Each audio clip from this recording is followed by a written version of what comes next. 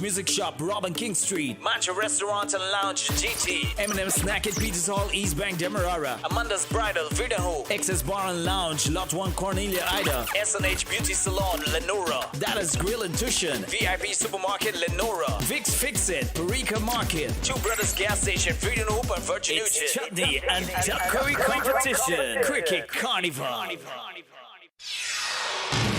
This is the news on top of the hour. Live from our studio in Georgetown. Kaieteur Radio, 99.1 FM.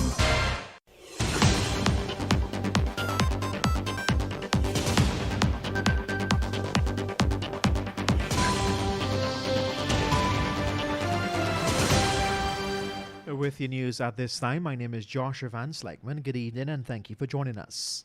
Amid renewed calls for amendments on favorable provisions within the production sharing agreement between Guyana and the Stabroek Bloc partners, the Guyana government remains firm in its decision against any renegotiation of the 2016 oil contract.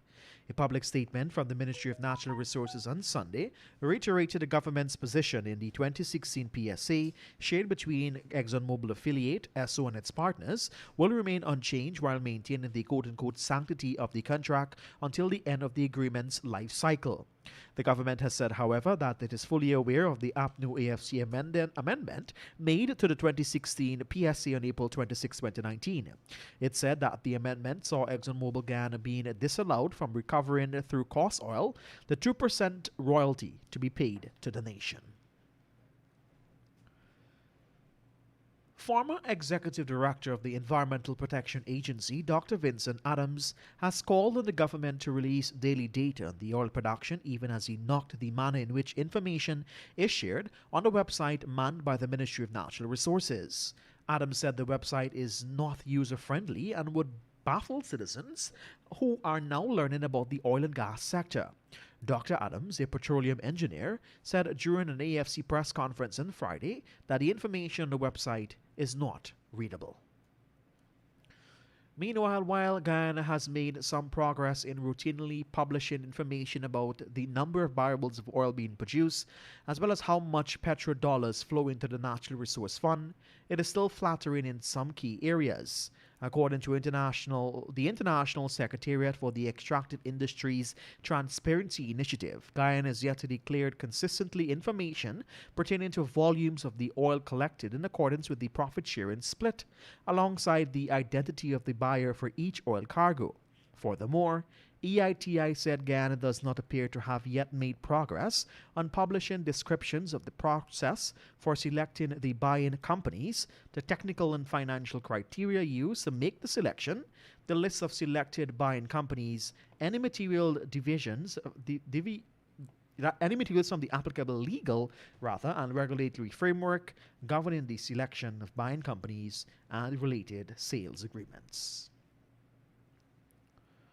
Meanwhile, when Guyana's head of state, President Dr. Irfan Ali, attended the conferences of the parties on the United Nations Framework Convention on Climate Change in Glasgow last November, he made several pledges surrounding his government's commitment to reducing carbon emission and protecting Guyana's biodiversity. Specifically, the president stated that it was his intention to reduce Guyana's carbon emission by 70% by 2030. Even as the nation embarks on a transformative development agenda, spearheaded by the president himself and fueled by newly unlocked petroleum revenues that risk undermining Guyana's environmental objectives. And finally, at this time, Attorney General and the Minister of Legal Affairs, Anil Nandalal, has written the Commissioner of Police, Mr. Clifton Hickens, requesting that a special investigation be launched into the data which he collected from GCOM in relation to the opposition APNU-AFC claims of fraudulent voting at the March 2020 elections. In a letter dated September 14, 2022, Nandalal wrote to Mr. Hicken asking that the Guyana Police Force or any agency or person supervised by the GPF conduct a special probe into the voter impersonation claims. And with that, we've come to the end of your evening newscast for today, Monday, September 19th, 2022. For these stories and much more, head across to our website at kaieteurnewsonline.com or pick up a copy of the Kaieteur News at the newsstand near you for just $100 Ghana dollars.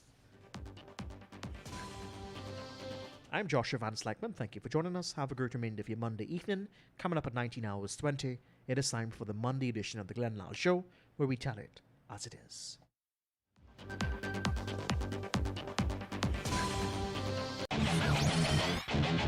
Want value for your advertising dollar?